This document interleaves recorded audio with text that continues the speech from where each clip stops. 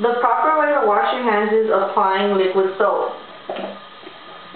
Getting up and you start scrubbing back and forth.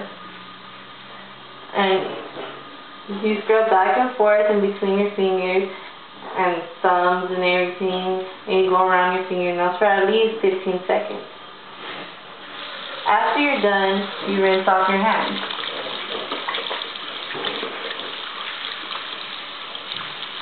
When you're done rinsing, you get a dry paper towel.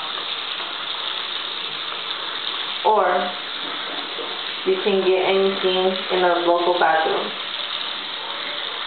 When you're done, get the towel and turn the faucet off with the towel, so you won't get the germs again. And that's the way. And that's the proper way you wash.